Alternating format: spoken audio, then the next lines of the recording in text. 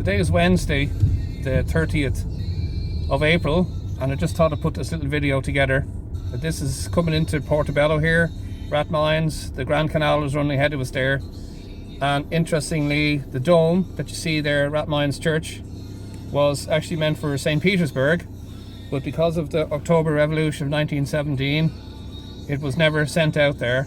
And in the distance, I suppose you can just about see the town hall clock, which is known as the four-faced liar, because each one of the faces of the clock has a different time. Now, I suppose the reason that my video is, I was just driving by here and I saw a sight which was so reminiscent of go ahead there, of what it was like during lockdown, and a beautiful sight.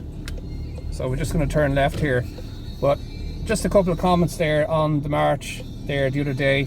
And I want to thank everybody that took the time to comment on my video. I really appreciate the people sharing it, because it's a pretty good picture of what actually happened on that day and of the attendance. And for the 25 minutes that I filmed, that there were still people walking, which was testimony to the amount of people that actually showed up. And to see the drone footage taken from the air was an extraordinary sight. Now, this is the sight that I wanted to film.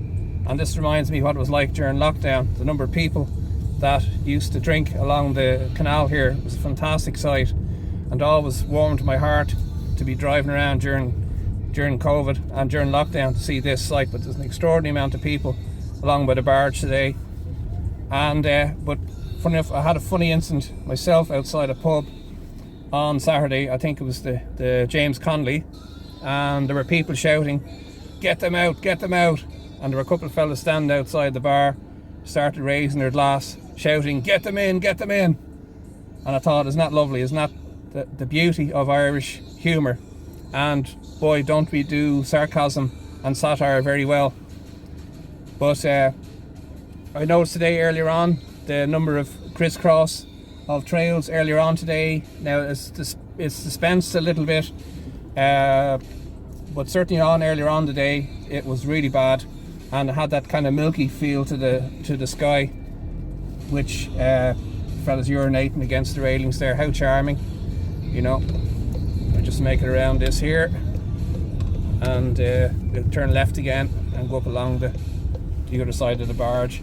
Now, sorry, this bloody holder's a little bit on the wobbly side, so please, if you can bear with me with the ramps. But also, I thought it was interesting that I'm going to put it in at the end of my video. And that is an admission by Robert Kennedy Jr. And this is something that I've always had my suspicions regarding the chemtrails, that it mightn't necessarily be the actual trail itself, but what's happening is that there's something added to the fuel that is causing them not to dispense as normal chemtrails would have as of years ago. And my reasoning for this is, there was one morning, it would have been 5 o'clock back in the days when I smoked. I was outside in the back garden and I was watching these two aircraft. One was flying at 36,000 feet and the other was at 40,000 feet, and one left a trail that went from horizon to horizon and the other didn't. So to me, that is a physical and chemical impossibility to have two aircraft within the same mile of sky, one leaving a trail and the other didn't. And that's where I thought to myself, oh right, could it be something that's been added to the fuel? And that's what's causing it to not disperse, you know. So you can see the beautiful canal there, very popular place for picnics and people cycling along there. It's usually very busy in the morning. It's like the Tour de France with the amount of cyclists going by. But I thought that was interesting about Kennedy. Now, that building in front of us there is Portobello House, and some of the windows are actually blocked. And sorry, the middle section there, you've got 3 windows either side of the main building, and the centre section of the 3 are blocked either side of the doorway. And that was because at the time there used to be what was known as a window tax, and therefore people blocked up their windows. So that was where the expression daylight robbery came from. But that was my thing about the chemtrails. That's what got me interested in that. But also I think that with passenger airliners, when they go through the testing phase what they do actually have is ballast in the form of canisters that are put into the aircraft that would be the equivalent weight of passengers. So I think what's happening is that some of those pictures have gone out as photographs of aircraft that saying this is proof that they're actually spraying. And by all accounts, I'm not doubting by any means that spraying does happen and geoengineering does happen. But I think what's happening as I said, in relation to the vapor trails stroke chemtrails, is that there's something added to the fuel which is causing them not to disperse. So I'm going to put that video out at the end of this little video. And it's a beautiful evening here. It's 19.5 degrees.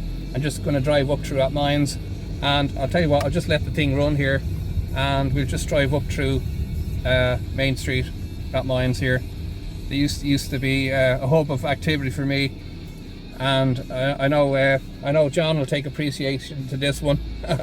He knew the area very well, and you can see the Dublin Mountains there. I wouldn't have done that, seriously, I wouldn't have done that.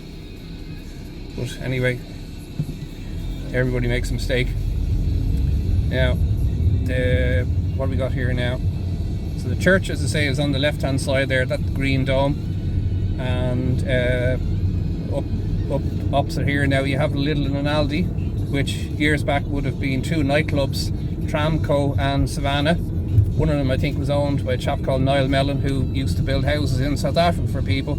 It's a pity he wouldn't have built some in Ireland.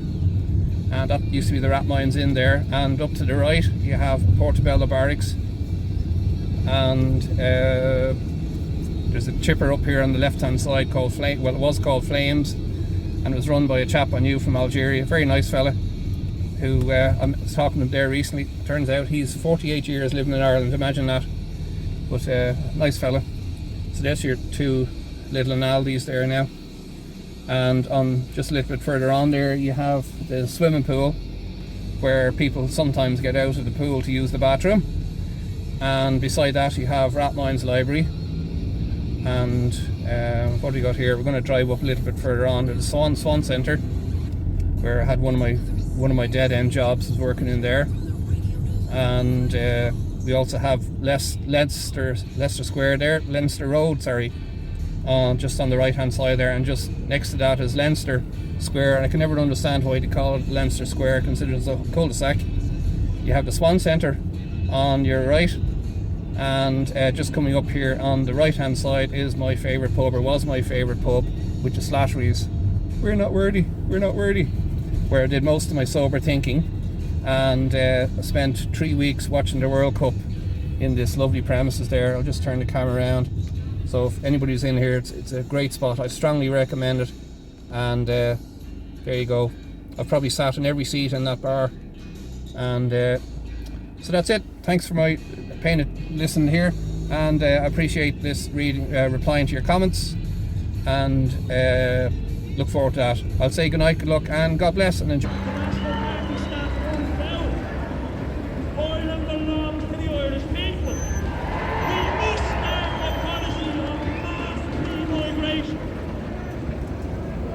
What's our vision for Ireland? It's an Ireland reborn, an Ireland united, and an Ireland that is free.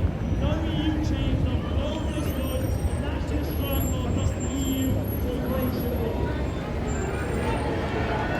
119,000 a year.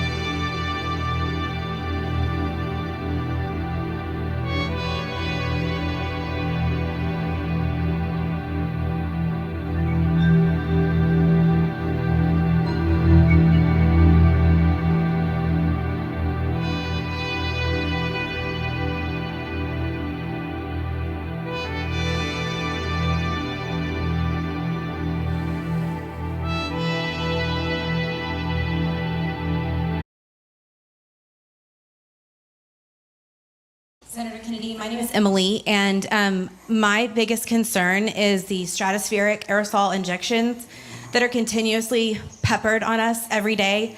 Bromium, aluminum, strontium, it's sprayed in our skies all day long. And I know you've talked to Dane Wigington about this. He seems to be one of the experts in the field. Is there a question? Yes. How do we stop it? That is not happening in my agency. You know, we don't do that. It's done, we think, by DARPA. And a lot of it now is coming out of the jet fuel. Yes, so, sir. you know, those materials are put in jet fuel. I'm going to do everything in my power to stop it. We're bringing on somebody who's going to think only about that, find out who's doing it, and holding them accountable. Yes, sir.